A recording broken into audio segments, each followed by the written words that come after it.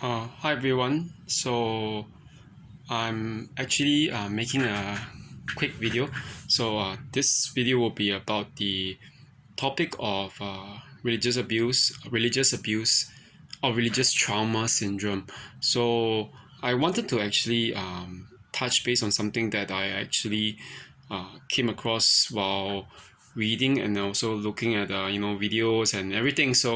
Especially doing some research on like Amazon for books on this topic, and I found that there's actually a new book. Actually, it's a pretty new book, but because it's a new book, it has not been really well published, and the topic of religious trauma syndrome, as we all know, is not really officially accepted as a diagnosis in the DSM yet, but it has been documented by a few other, significantly by a few therapists. And the one thing about DSM-5 is that, for those who know, is actually the Diagnostic and Statistical Manual for the American Psychological Association. Okay, so it's very specific to the APA in America, nowhere else. But in line with this, so the thing is this RTS, or religious trauma syndrome, is as it is called, has been actually agreed upon by some therapists even outside of the American practicing field. Okay, so because the symptoms of RTS, the religious trauma syndrome, are extremely similar to basically complex PTSD.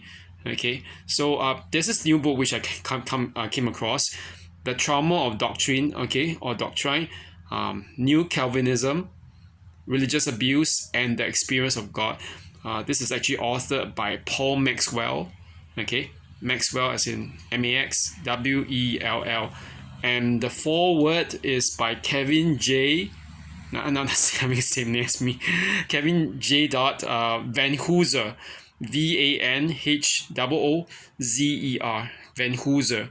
And yeah, it's actually pretty long at 398 pages, as I found out. But the reason why is actually that thick is that it was actually based on the author Paul Maxwell's PhD dissertation, and on top of that, we know that from the basic synopsis and the the blurb or the gist of the book itself, that he was himself suffering from religious trauma syndrome.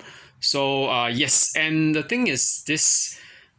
He has actually links to the whole thing with leaving Calvinism behind, and also maybe not deconversion, not really necessarily deconversion from the faith, but deconversion from Calvinism. So this is very common among a lot of people who have been through that setting, and I know that because I have been, I myself actually I've been through that myself. And okay, just let me go through what I've come across, especially in the light of this. Okay, I actually found it very interesting because I didn't expect the phenomenon of religious trauma syndrome to be that extent, but it does appear to be particularly more common than we expect. And the strange thing is, even on narcissistic abuse forums, one of the questions that keep on coming up is when the victim or the survivor of narcissistic abuse actually asks for help or advice on all these forums, one of the questions was, how did your narcissistic partner or family member or friend, especially how did they actually use religion against you?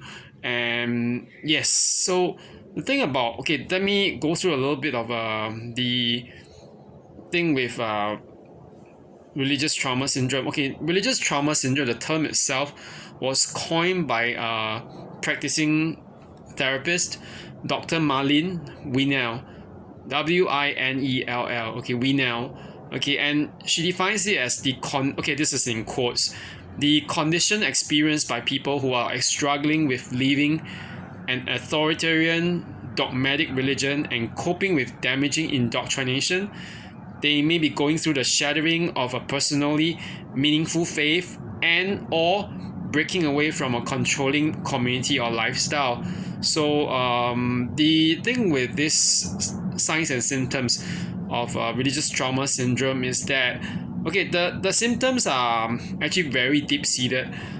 It involves, like, let's say, cognitive confusion. I mean, on the cognitive side, it includes confusion, poor critical thinking ability, negative beliefs about self-ability and self-worth, black and white thinking, perfectionism, difficulty with decision making. Okay, emotionally, okay, it might include things like depression, anxiety, anger, grief, loneliness, difficulty with pleasure, loss of meaning. Okay, then on the other fronts, which includes the social and the cultural front, okay, socially, it might include a loss of social network, family rupture, social awkwardness, sexual difficulty, yes, being behind schedule on developmental task. And okay, culturally, it could lead to this sense of unfamiliarity with the secular world.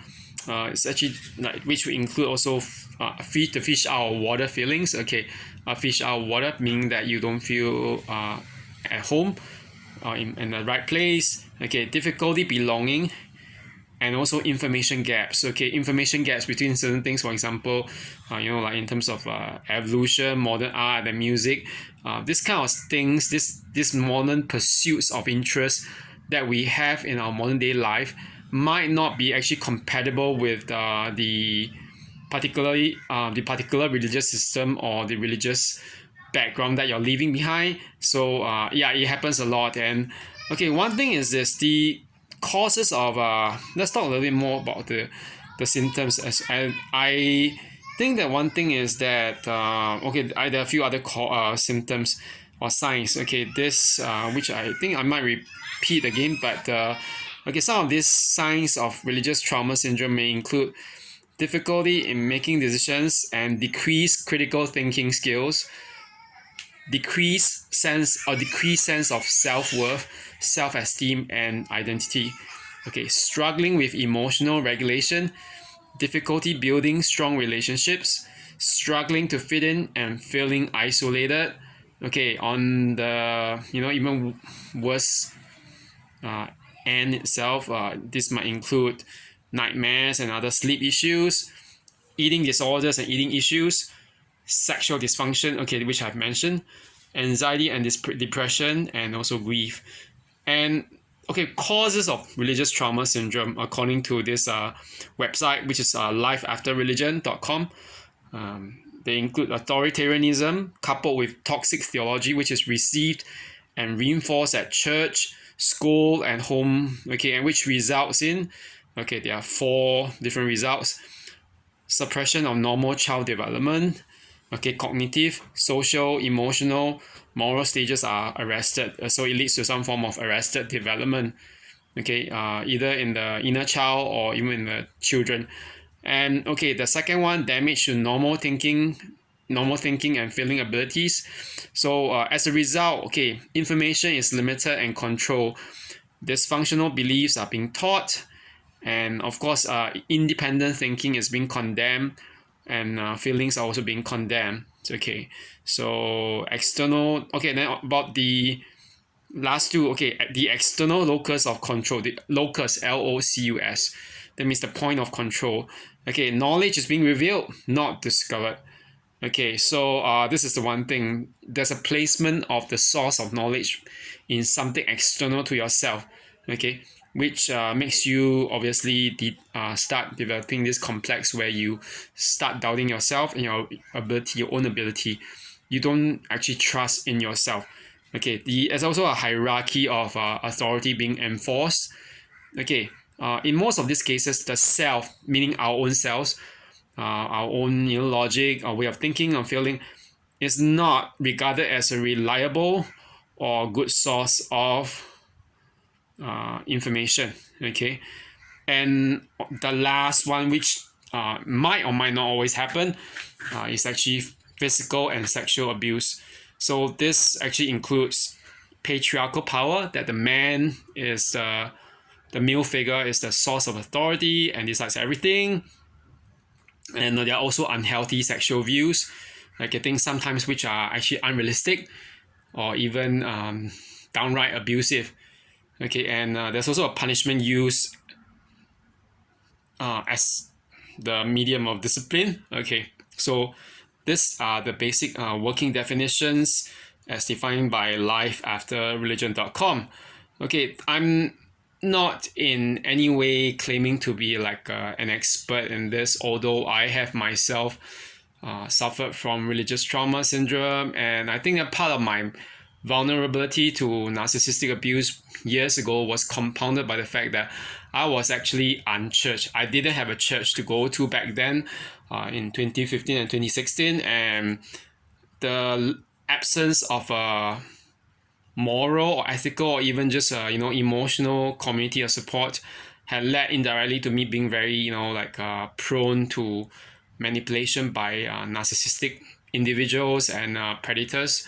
So okay, on no account am I actually saying that practice of religion is bad, because we know that actually for those who go to church whatever, or practices whatever religion that you believe in or identify with, a religion or an institution of faith can actually provide a sense of belonging. Okay, so in cases of crisis, emergencies, okay, and and such, there's always that feeling that the religion or the faith can actually provide you a form of support emotionally and spiritually. So for me myself, I have always linked my own personal, my not success, but probably success and even achievements, and if not achievements, the sense of being blessed and protected in life, despite whatever crisis or emergencies I go through. Okay, I've always attributed it to my own faith in God as a Christian. So regardless of whether I am actually attending church or not. So the thing is this though, there are times when I think I was also aware, especially right now, I think that being able to put a name to the source of that religious trauma, and to be able to identify it as a form of abuse, okay, calling it religious trauma syndrome actually helps us a lot to identify the source of the trauma so that we can recover from it. And it doesn't necessarily mean that we're going to deconvert to change our religion or to lose our religion, unlike the REM song Losing My Religion. But what it does is to prompt us to start being more critical about the auspices or the premises under which we observe our faith, so that we do not end up becoming brainless automatons who just think that going to church or whatever other religious institution or place of worship automatically means leaving our brains, our logic, our heart and emotions down at the doorstep. That's not how it runs. Okay, so because we are all made as human beings with our own emotions, our logic, our reason in us. Okay, so I think that the one thing that we need to realize, in case I've given the definitions, but in the case of I'll give my some kind of like a definition, working definition, at least in the context of my own experience. Okay, these cases a lot of times often involve the sense that you're not actually good enough. Okay, I think that a lot of times people don't realize, but I think especially in the case of the Christian faith, there's this always especially in Western Christianity, those who grew up in either Catholic or even Protestant or evangelical. Okay, there's this whole sense that not only are you not good enough, but the whole sense of you having some form of original sin often means that whatever you do is simply just it doesn't count. Okay, you have to actually submit to a so-called it leads to certain things where in most cases there's a sense that you must submit to a higher authority, And I'm not just talking about original sin, because most other religions don't exactly believe in original sin, but there's also the idea that, let's say that, because we are not good enough, or we have some shortfall, we need to submit to some higher authority, being some religious leader, and what they tell us. And at the same time, what they tell us could often end up being very seriously disadvantageous to us. Like, I'm not saying that it's universal, but we have cases, in like certain countries where, let's say, this especially, like, for example, I'm giving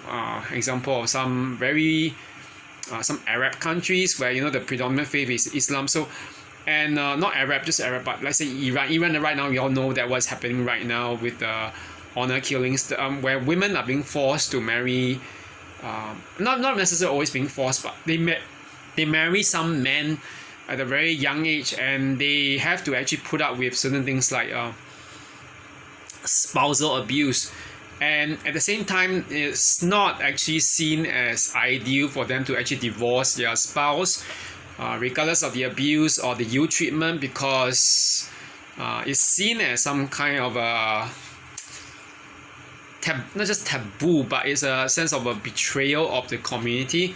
So I mean, it happens in some cases, and I'm not saying that it's particular to any particular religion, although we do have examples in some ones, and the thing is this, and of course in my case with Calvinist Christianity, the whole idea that is you must actually subscribe and accept wholeheartedly the community's belief in the doctrine or belief of election or predestination of your soul's destiny by God.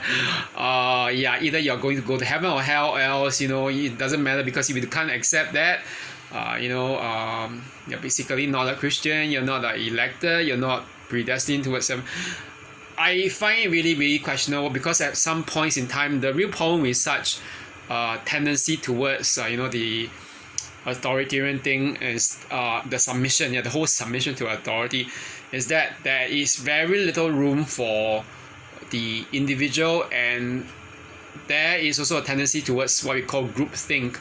Okay, group and think. Okay, group think is basically where the group takes priority over the individual's right to discern and to deconstruct or even question things when there are aspects which conflict with his or her sense of well-being.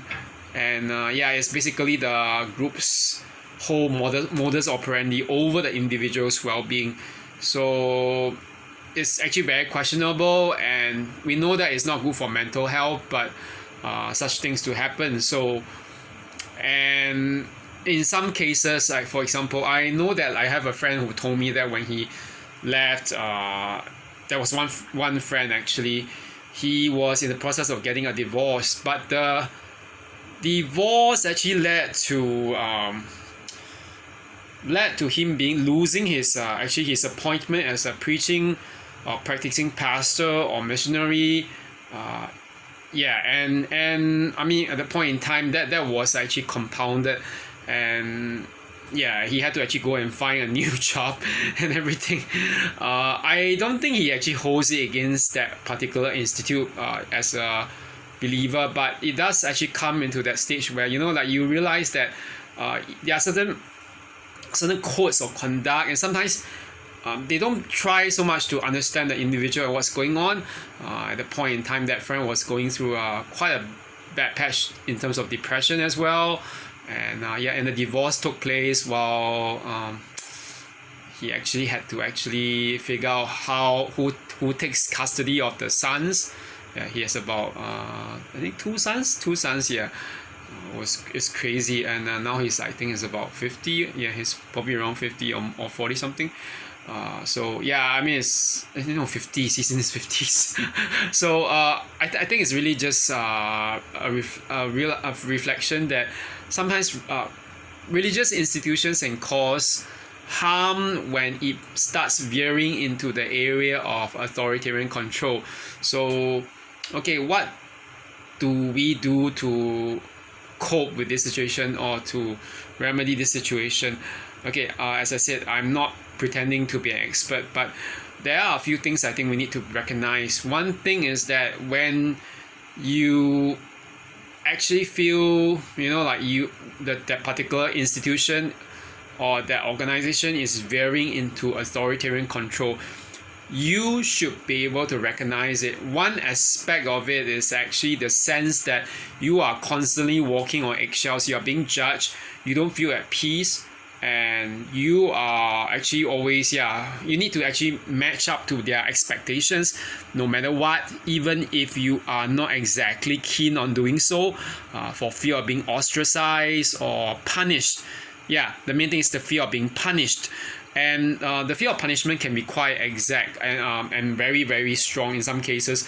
Some people would think of it as like, some form of physical violence. If not, I'm not saying that it always happens to ends in physical violence. Sometimes it doesn't.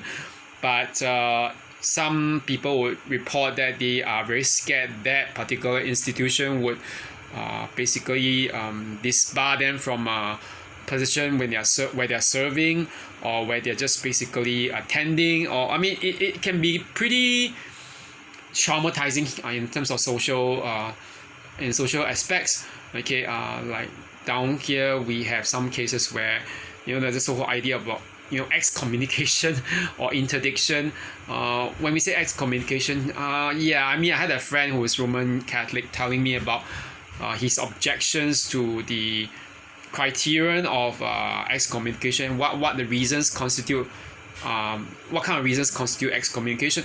I don't know myself, so I cannot purport to say anything, but let's just say that if the institution actually has a particular criteria for what they regard to be of good standing, and it actually clashes with your inherent sense of comfort and well-being, this could lead to the sense of walking on eggshells constantly.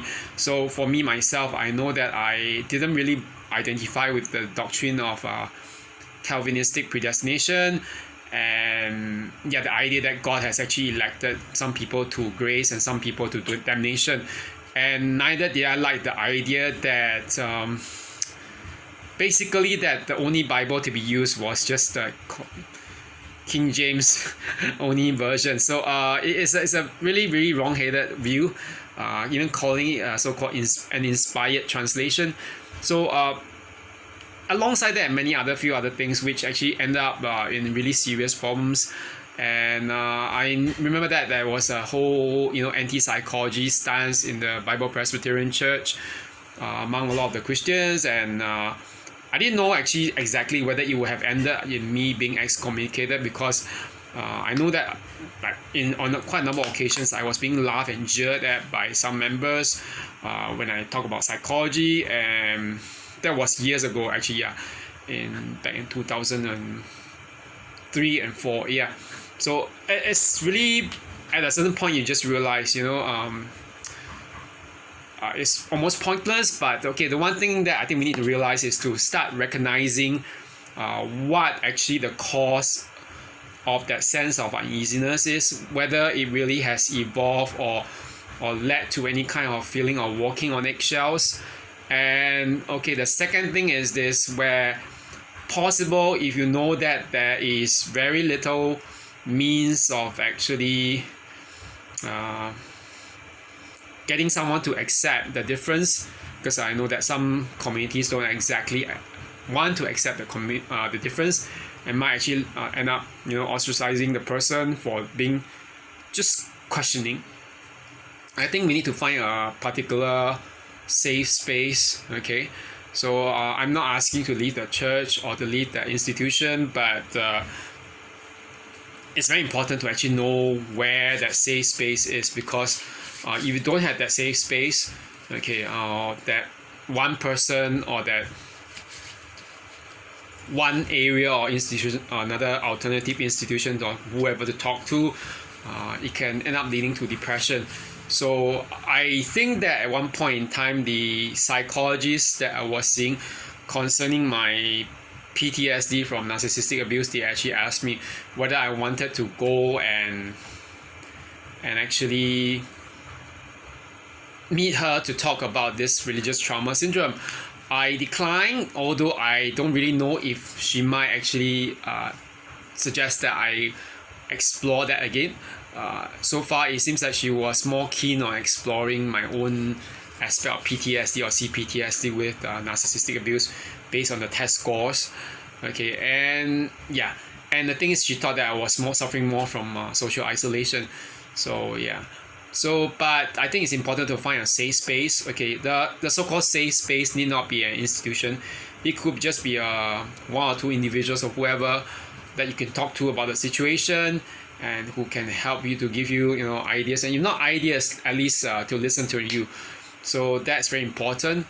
Okay, and one thing is this: if you realize that the situation has evolved or escalated into the stage where you are actually unable to find any kind of common ground or any kind of comfort zone in attending that particular institution, and I think that in some cases some people might actually consider living permanently, okay, that institution, if not the faith.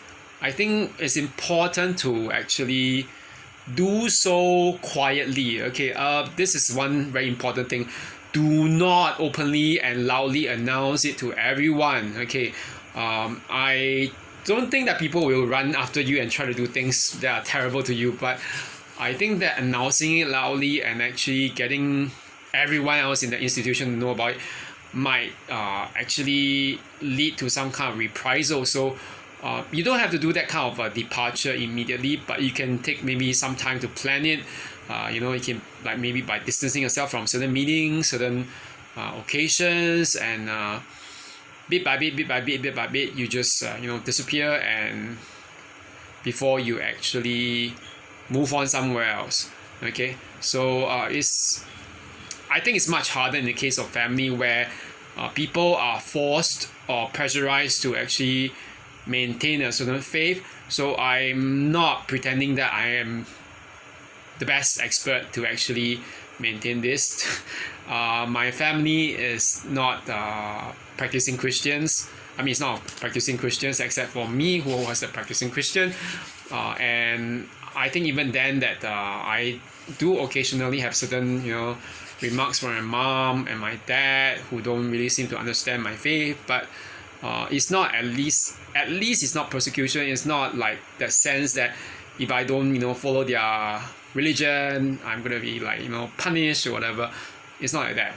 But I know there are some people who have been through certain settings where, it's like a social affair, and that if they just, get out of the community, they might totally not just lose friends and family, but they might even get punished. And this could be as serious as having certain legal consequences. In some cases, like even things like employment. Okay, and I think that it's very important to do everything quietly without announcing it. Okay, the most important thing, I think, for those who actually most will actually agree with me, is to find a therapist. When I say find a therapist or counselor, the person should not be involved in that particular situation that you are concerned about. So you should not be finding someone from that particular organization or the institution or that, let's say, church or whatever, temple, whatever. Okay, it should be someone outside who can see things from a more detached and objective perspective. So yeah, so that's basically it for now, and I hope that no one has to go through this. But but I mean, this kind of things with RTS is that, once you encounter it, you might actually suffer from it way longer than you expect. So it's actually very similar to CPTSD. So no one actually should be putting themselves through this kind of situation, but unfortunately, because of certain reasons like being born into a community, being born into a particular faith, this kind of things can be really harsh. So yeah, so I would also recommend finding a community, okay, where people who have actually either deconstructed and left their faith, or at least who have managed to establish distance from it safely, okay, or to actually move on somewhere else, okay, that will help a lot. Okay, so that's pretty much it for today. Have a good one, everyone. Okay, bye bye.